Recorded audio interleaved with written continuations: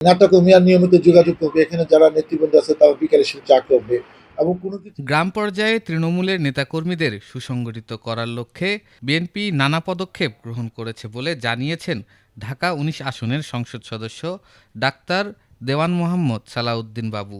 দুপুরে সাভারের আশুলিয়ার পানধোয়া বাজারে স্থানীয় বিএনপি কার্যালয় উদ্বোধন শেষে তিনি এ কথা জানান।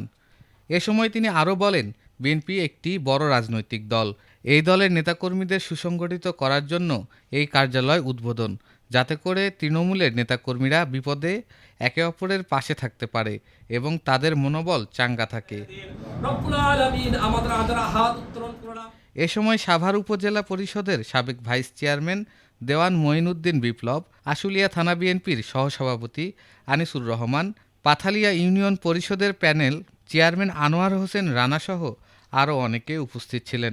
দেখেন, আমরা যে রাজনীতি করি, রাজনীতি অন্যতম একটি কাজ কিন্তু যোগাযোগ।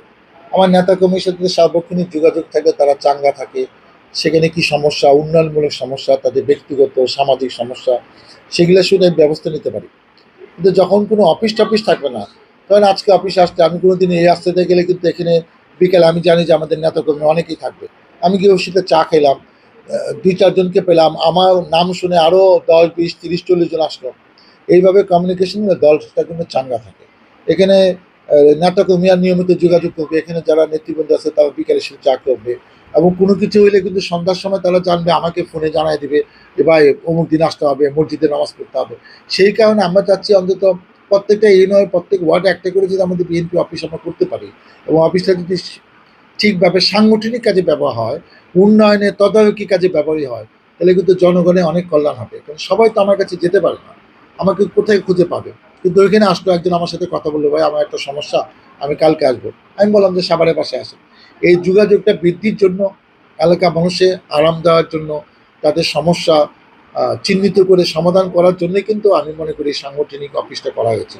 আমি আশাবাদী যে আমার তত্ত্বাবধানে এখানে উপস্থিত আছেন দেওয়ান মোহাম্মদ মঈনউদ্দিন বিপ্লব, যে ভাইস চেয়ারম্যান ছিলেন।